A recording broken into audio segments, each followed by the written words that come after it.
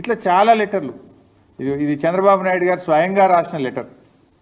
మీరు పాలమూరు ఎత్తిపోతల పథకానికి అనుమతి ఇవ్వద్దు, దిండి ఎత్తిపోతల పథకానికి అనుమతి ఇవ్వద్దు, ఇది కొత్త ప్రాజెక్టు, మీరు ఎట్లా స్టార్ట్ చేస్తారు, దీన్ని ఆపాలి అని చెప్పి స్వయంగా చంద్రబాబు నాయుడు గారు ఆయన ఓన్ హ్యాండ్ రైటింగ్తో రాసిన లెటర్. సరే, ఇట్లా ఇవన్నీ ఒకటి కాదు రెండు కాదు, ఆంధ్రప్రదేశ్ ప్రభుత్వం రాసిన 20-30 లెటర్లు ఇవి. తెలంగాణ ప్రాజెక్టులకు అడ్డుపడుతూ తెలంగాణ ప్రాజెక్టులను నిలిపివేయాలని, అనుమతులు ఇవ్వొద్దని, మీరు ఎట్లా కడతారని కోర్టుల్లో కేసులు వేశారు, కేంద్ర ప్రభుత్వం దృష్టికి తీసుకుపోయినారు, గ్రీన్ ట్రిబ్యునల్లో కూడా కేసులు వేసిండ్రు. అయితే ఈరోజు మరి నేను అడుగుతా ఉన్నా, గోదావరి బనకచెర్ల ప్రాజెక్టు కొత్త ప్రాజెక్టు కాదా? అసలు కేంద్ర ప్రభుత్వం ఎందుకు నిద్రపోతూ ఉంది? ఈరోజు మన రాష్ట్రంలో ఏపీ రీఆర్గనైజేషన్ యాక్ట్ తర్వాత ఇటు తెలంగాణలోనైనా అటు ఆంధ్రప్రదేశ్లోనైనా కొత్త ప్రాజెక్టు చేపట్టాలంటే కేఆర్ఎంబి జీఆర్ఎంబి అనుమతి తీసుకోవాలి. ఆ నదీ పరివాహక ప్రాంతంలో ఉన్నటువంటి రాష్ట్రాల నుంచి అంతర్రాష్ట్ర ఒప్పందం జరగాలంటే నదీ పరివాహక ప్రాంతంలో ఉండే అన్ని రాష్ట్రాలు ఒప్పుకోవాలి. నంబర్ 3, ఏపీ రీఆర్గనైజేషన్ యాక్ట్ ప్రకారంగా ఎపెక్స్ కౌన్సిల్లో కొత్త ప్రాజెక్టు అనుమతి పొందాలి. Number 4, central water commission clearance తీసుకోవాలి. నంబర్ 5, ఎన్విరాన్మెంట్ క్లియరెన్స్ తీసుకోవాలి. ఏ అనుమతి కూడా లేదు. ఇప్పుడు గోదావరి బనకచెర్ల ప్రాజెక్టుకు ఏ అనుమతి లేదు. నేను పైన చెప్పిన దాంట్లో ఏ ఒక్క అనుమతి లేకుండా నియమ నిబంధనలన్నీ బుల్డోజ్ చేస్తూ కేంద్రం జుట్టు తన చేతుల్లో ఉంది అని చెప్పి ఇష్టారీతిన రాత్రికి రాత్రి ప్రాజెక్టు రూపకల్పన చేసి ఇవాళ టెండర్లు పిలిచి ముందుకు పోతా ఉన్నారు. ఇది ఎక్కడి పద్ధతి అని నేను అడుగుతా ఉన్నా. అంటే మేము కాళేశ్వరం కడతానో, భక్తరామదాస్ కడతానో, మేము పాలమూరు కడతానో, దిండి కడతానో, ఆ రోజు కేంద్ర ప్రభుత్వానికి లేఖలు రాస్తారు, సిడబ్ల్యూసీకి లేఖలు రాస్తారు, గ్రీన్ ట్రిబ్యునల్లో కేసు వేస్తారు, హైకోర్టులో కేసు వేస్తారు, సుప్రీంకోర్టులో కేసులు వేసి మోకాలు అడ్డం పెట్టే ప్రయత్నం చేస్తారు. కానీ ఇవాళ మీరు మేము కట్టిన అన్ని కూడా పాత ప్రాజెక్టులు. పాలమూరు అయినా ఉమ్మడి ఆంధ్రప్రదేశ్లో స్టార్ట్ చేసిందే, కాళేశ్వరం అయినా ఉమ్మడి ఆంధ్రప్రదేశ్లో స్టార్ట్ చేసిందే. కానీ మీరు ఇలా కొత్త ప్రాజెక్టును నియమ నిబంధనలన్నీ కూడా ఉల్లంఘించి ఇవాళ ఆంధ్రప్రదేశ్ కడతా ఉంది. ఇది జరుగుతూ ఉంటే మరి మన ముఖ్యమంత్రి గారు పోయినసారి అసెంబ్లీలో మాట్లాడిన రేవంత్ రెడ్డి బడ్జెట్లో మనకు గుండు సున్నా పెట్టినరు, మన ప్రాజెక్టులకు అనుమతిస్తలేరు, మనకు ఏమీ రావడం లేదు, నేను నీతి ఆయోగ్ మీటింగ్ను బైకాట్ చేస్తున్నా అని చెప్పి అసెంబ్లీలో చెప్పాడు. ఏమిచ్చిండ్రు? నువ్వు కడతామన్న మూసీ సుందరీకరణకు ఇదివరకు డిఫెన్స్ ల్యాండ్ రాలే. మూసీ సుందరీకరణ ప్రాజెక్టుకు ఇప్పటికీ అదేది వరల్డ్ బ్యాంక్ నుంచి అప్పు తెస్తామంటే ఫైల్ రిటర్న్ కొట్టిండ్రు. ఏది నీ మెట్రో రైలుకి ఇంతవరకు అనుమతి వచ్చింది లేదు. నువ్వు ఆ రోజు బడ్జెట్లో అయితే గుండు సున్నా, నువ్వే నీతి ఆయోగ్ మీటింగ్ బహిష్కరిస్తా అన్నాడు. మరి నిన్న నేను పొద్దుగాలనే అందరికంటే ముందు పోయి కూర్చున్నాడు. నేను నీతి ఆయోగ్ మీటింగ్లో అందరికంటే ముందు పోయి రేవంత్ రెడ్డి రాత్రే పోయాడు, పొద్దుగాల ఫస్ట్ కూర్చున్నాడు, మంచి రాముడు మంచి బాలు లెక్క కూర్చున్నాడు. నేను అనుకున్నా దీని గురించి మాట్లాడతాడేమో, ఈ గోదావరి బంకచెర్ల ప్రాజెక్టును గట్టిగా ఎదిరించడానికే పోయిండేమో, నిలదీయడానికే పోయిండేమో ప్రధానమంత్రిని అని నేను అనుకున్నా. కానీ చూస్తే అసలు ఈ ప్రాజెక్టు గురించి మాట్లాడిన సందర్భం కూడా లేదు. ప్రధానమంత్రిని వ్యక్తిగతంగా కలిసి కూడా ప్రెస్ నోట్ రిలీజ్ చేస్తే దీని మీద మాట్లాడిన పరిస్థితి లేదు. ఏం జరుగుతూ ఉంది? రేవంత్ రెడ్డి మాట్లాడాడు, ఉత్తమ్ కుమార్ రెడ్డి అయితే అసలే మాట్లాడాడు. ఏం చేస్తున్నట్టు? నీటిపారుదల శాఖ మంత్రి ఏం చేస్తున్నట్టు, ముఖ్యమంత్రి ఏం చేస్తున్నట్టు? ఈ రాష్ట్రానికి ఇంత తీవ్రమని నష్టం జరగబోతా ఉంటే ఎందుకు స్పందించరు? ఇవాళ మనకు గోదావరిలో 959 టీఎంసీల నీళ్లను బచావత్ ట్రిబ్యునల్ మన రాష్ట్రానికి ముఖ్యంగా తెలంగాణ ప్రాంతానికి కేటాయించింది. మరి ఆ 959 టీఎంసీలను మనం వాడుకోవాలి కదా. ఇవాళ పైకి ఏం మాట్లాడుతున్నారు? లేలే ఇవి సముద్రంలో కలిసే నీళ్ళు అంటున్నారు. సముద్రంలో కలిసే నీళ్లు కావు ఇవి. తెలంగాణ రాష్ట్రం వాటిని వాడుకోలేదు కనుక, పూర్తి స్థాయి వినియోగంలోకి తేలేదు కనుక ఆ నీళ్లు కిందికి ప్రవహిస్తూ ఉన్నాయి. రేపు తెలంగాణ 959 టీఎంసీలు పూర్తిగా వినియోగించుకుంటే అక్కడ నీళ్లు ఉండవు. దీని వెనుక ఉన్న కుట్ర ఏంది? ఇవాళ ఇప్పటికే ఆంధ్రప్రదేశ్ గోదావరి నది మీద ట్రిబ్యునల్ వేయాలని చెప్పి సెక్షన్ 3 కింద కేంద్ర ప్రభుత్వానికి కంప్లైంట్ చేసింది. సో గోదావరి ట్రిబ్యునల్ వచ్చే లోపే ఈ బనకచెర్ల ప్రాజెక్టును త్వరితగతిన నిర్మించి, ఆల్రెడీ ప్రజాధనం ఖర్చు అయిపోయింది, ఆల్రెడీ మేము ఖర్చు పెట్టేసినాము, దీనికి నీళ్లు కేటాయించండి అని చెప్పి ట్రిబ్యునల్ ద్వారా నీళ్లు తీసుకోవడానికి ఒక పథకం ప్రకారంగా జరుగుతున్న కుట్ర ఇది. ఎట్లా ఎట్లా ఎట్లా సాధ్యమైతే చెప్పండి. నిజంగా 959 నువ్వు పూర్తిగా వినియోగించుకున్నప్పుడు అప్పుడు నీళ్లు కిందికి పోతే దాన్ని లెక్క తేల్చాలి. దానికి సిడబ్ల్యూసి ఉంది, హైడ్రాలజీ ఉంది, అన్ని క్లియరెన్స్లు తేవాలి కదా. ఏ క్లియరెన్స్లు లేకుండా వాళ్ళు కడుతూ పోతుంటే ఎందుకు రాష్ట్ర ప్రభుత్వం మౌనంగా ఉన్నది? ఎందుకు రాష్ట్ర ప్రభుత్వం దాన్ని అడ్డుకోలేకపోతున్నది? There are many forums. నిన్న నీతి ఆయోగ్లో రేవంత్ రెడ్డి ఎందుకు ప్రశ్నించలేదు నేను అడుగుతా ఉన్నా. ఇంకా బాధ కలిగే అంశం ఏంది? 8 ఎంపీలు కాంగ్రెస్ గెలిచే, 8 ఎంపీలు బీజేపీ గెలిచే. 16 ఎంపీలు గెలిస్తే ఏం లాభం ఈరోజు రాష్ట్రానికి? బడ్జెట్లో ఏమి రాదు. మన నీళ్లను కూడా తీసుకుపోతా ఉంటే బీజేపీ ఎంపీలు మాట్లాడరు, నా కాంగ్రెస్ ఎంపీలు మాట్లాడరు. పార్లమెంట్ను స్తంభింపజేయాలి కదా. ఏం చేస్తున్నట్టు బీజేపీ ఎంపీలు, కాంగ్రెస్ ఎంపీలు? ఎవరికి కూడా బాధ్యత లేదా? ఒకరు రాష్ట్రంలో అధికారంలో ఉన్నారు, ఇంకొకరు కేంద్రంలో అధికారంలో ఉన్నారు. కేంద్రంలో అధికారంలో ఉన్న వాళ్ళు చట్టాన్ని ఉల్లంఘించి పక్క రాష్ట్రం నీళ్లు తీసుకుపోయే ప్రయత్నం చేస్తుంటే కేంద్రంలో ఆ చట్టాన్ని అమలు చేయాల్సినటువంటి వాళ్ళు ఆపే ప్రయత్నం చేయరు.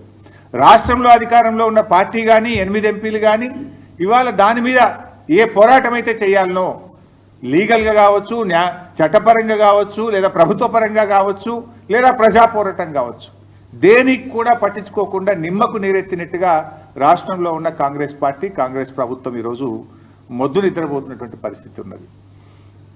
ఇలా ముఖ్యంగా ఈ రాష్ట్రం నుంచి 2 కేంద్ర మంత్రులు ఉన్నారు, కిషన్ రెడ్డి గారు, బండి సంజయ్ గారు. మీకు బాధ్యత లేదా అని అడుగుతా ఉన్నా. మీరు ఈ రాష్ట్రానికి ప్రాతినిధ్యం వహిస్తూ ఈ రాష్ట్రానికి అన్యాయం జరుగుతూ ఉంటే మీరు ఏం చేస్తున్నారో నేను అడుగుతా ఉన్నా. కిషన్ రెడ్డి గారు, మీరు చాలా సీనియర్ నాయకుడు, ఎమ్మెల్యేగా కూడా పనిచేశారు. మరి మీరు సిడబ్ల్యూసికి వెళ్ళి ఏ రకంగా గోదావరి బంకచెర్లకు అనుమతిస్తారో ప్రశ్నించరా? కేబినెట్ మీటింగ్లో ప్రధానమంత్రి గారికి మీరు చెప్పరా? ఇలా ఎంత దుర్మార్గం అంటే ఏ అనుమతి లేదు దానికి. నా జిఆర్ఎంబి అనుమతి లేదు, సిడబ్ల్యూసి అనుమతి లేదు, ఎన్విరాన్మెంట్ క్లియరెన్స్ లేదు, అపెక్స్ కమిటీ అనుమతి లేదు. ఏ అనుమతి లేకుండానే కేంద్ర ప్రభుత్వం 50% నిధులు గ్రాంట్ కింద ఇస్తుందట. మరో 50% నిధులు ఎఫ్ఆర్బిఎంకు అదనంగా అప్పు తెచ్చుకోవడానికి అనుమతిస్తుంది అని చెప్పి చంద్రబాబు నాయుడు గారు స్వయంగా ప్రెస్ మీట్లో చెప్తున్నారు, పత్రికల్లో వార్తలు వస్తున్నాయి. ఎట్లా ఇస్తారు? ఒక చిన్న చెరువు కట్టాలంటేనే ఎన్విరాన్మెంట్ క్లియరెన్స్ అడుగుతారు. ఒక చిన్న ప్రాజెక్టు కట్టాలంటేనే మీకు వాల్తా చట్టము, ఈ చట్టము, ఆ చట్టము, రకరకాల అనుమతులు అడుగుతారు. ఇంత పెద్ద ప్రాజెక్ట్, ఇంటర్లింకింగ్ ఆఫ్ రివర్స్, ఒక నదిని ఇంకో నదికి కలిపేటువంటి ప్రాజెక్టుకు మరి దాంట్లో అంతర్రాష్ట్ర సమస్యలు కూడా ఉన్నాయి. మహారాష్ట్ర ఉంది, కర్ణాటక ఉంది, తెలంగాణ ఉంది. పైన ఎగువ ఉన్న రాష్ట్రాల అభిప్రాయాలు తీసుకోరా? జిఆర్ఎంబి అనుమతి తీసుకోరా? ఇవి లేకుండా మరి ఎట్లా కేంద్ర ప్రభుత్వం ఆర్థికపరమైన అనుమతిస్తుంది? ఎట్లా కేంద్ర ప్రభుత్వం ఈ ప్రాజెక్టు కట్టడానికి అనుమతిస్తుంది? మరి కేంద్రం అనుమతిస్తుంటే ఆ ప్రభుత్వంలో ఉన్న కిషన్ రెడ్డి, బండి సంజయ్లు ఎందుకు మౌనంగా ఉంటున్నారు? రాష్ట్ర ప్రయోజనాలు మీకు పట్టవా? మీ పదవులే మీకు ముఖ్యమా? తెలంగాణ రాష్ట్ర ప్రయోజనాలు మీకు ముఖ్యమా అని నేను అడుగుతా ఉన్నా. మీకు బాధ్యత లేదా అని నేను అడుగుతా ఉన్నా. అడగండి, ప్రశ్నించండి, మన రాష్ట్ర ప్రయోజనాలు కాపాడండి.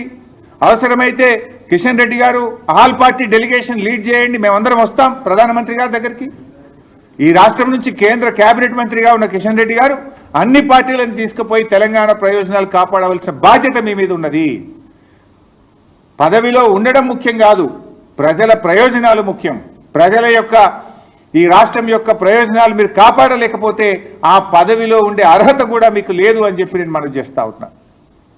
ఎట్లా ఇస్తారు నిధులు? ఎట్లా ఇస్తారు? అసలు ఆ ప్రాజెక్టుకు జీరో పర్మిషన్స్, నైదర్ సిడబ్ల్యూసి, నార్ జిఆర్ఎంబి, నార్ ఎన్విరాన్మెంట్ క్లియరెన్స్, నార్ ఇంటర్స్టేట్ అగ్రిమెంట్, నథింగ్. ఇక దానికి ఏ రకంగా ఇస్తారు అని నేను అడుగుతా ఉన్నా. ఇంకా ఉల్టా బాధ కలిగే అంశం ఏంటంటే తెలంగాణ ప్రభుత్వం అన్ని అనుమతులతో మనం కాళేశ్వరం ప్రాజెక్టును త్వరితగతిన పూర్తి చేయాలి, తెలంగాణ ప్రజల రైతుల దాహార్తిని తీర్చాలని చెప్పి మనము కేంద్ర ప్రభుత్వ సంస్థల నుంచి అప్పు తెచ్చుకున్నాం. ఇది ప్రైవేట్ బ్యాంకులు కాదు, రేవంత్ రెడ్డి లెక్క 170 కోట్ల బ్రోకర్ ఫీజు లంచం ఇచ్చి భూములు కుదబెట్టి షేర్ మార్కెట్లో తేలేమేము.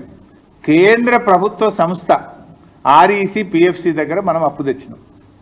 తెస్తే ఇదే కేంద్ర ప్రభుత్వం ఇది ఎఫ్ఆర్బిఎం కంటే అదనంగా ఉన్నది అని రికవరీ పెట్టింది మన మీద. రికవరీ పెట్టింది కేంద్ర ప్రభుత్వం. మీరు అప్పు తెచ్చింది ఎఫ్ఆర్బిఎం పరిమితి దాటారు అని చెప్పి మనకేమో రికవరీ పెట్టారు. కానీ ఇప్పుడు ఆంధ్రప్రదేశ్కి ఏమంటున్నారు?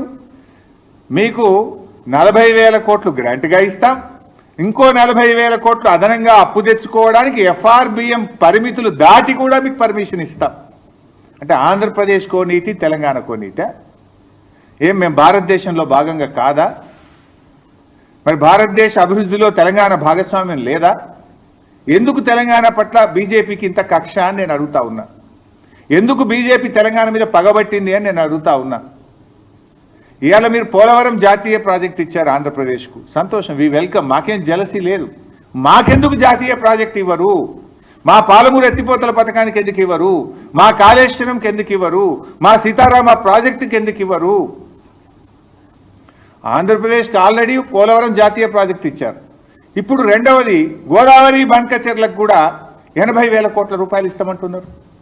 దానికి 80,000 ఇస్తారు, పోలవరంకు 80,000 కోట్లు, దాదాపు 80,000 దాటుతుంది పోలవరం కూడా. అంటే 1,60,000 కోట్ల రూపాయలు ప్రాజెక్టుల నిర్మాణానికి ఆంధ్రప్రదేశ్కు సమకూరుస్తున్నారు. అందులో ఒక పై సంబంధం అన్న తెలంగాణకి ఇచ్చారా? 1%.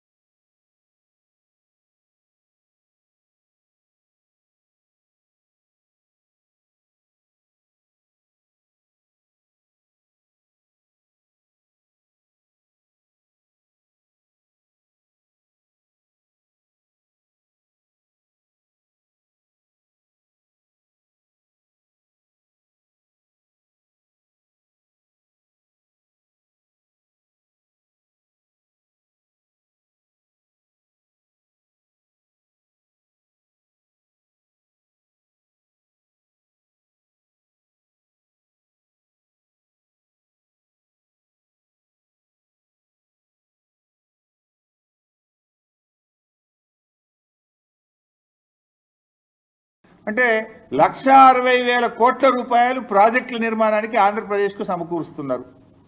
అందులో ఒక పై సంబంధం అన్న తెలంగాణకి ఇచ్చారా? 1%. 1,600 కోట్లని ఇచ్చారా అని అడుగుతా ఉన్నా నేను. ఇయ్యనప్పుడు 8 ఎంపీలు బీజేపీ గెలిచి ఏం ప్రయోజనం? 2 కేంద్ర మంత్రులు ఈ రాష్ట్రం నుంచి ఉండి ఏం ప్రయోజనం? మీరున్నది పదవులు అనుభవించడానికా, ప్రజలకు సేవ చేయడానికా? ఈ రాష్ట్ర హక్కులు కాపాడడానికా, ఈ రాష్ట్ర హక్కులు హరిస్తుంటే కళ్ళు మూసుకొని కూర్చోవడానికి ఉన్నారా అని చెప్పి నేను అడుగుతా ఉన్నా. ఇలా బీజేపీ తెలంగాణకు ద్రోహం చేస్తూ ఉంది. ఇది తీవ్రమైన ద్రోహం. అరే మా ప్రాజెక్టులకు ఇప్పటికీ అనుమతులు ఇయ్యరు. మా సమ్మక్క సాగర్ ఇప్పటికీ ఇంకా అనుమతులు రాలేదు. మా పాలమూరు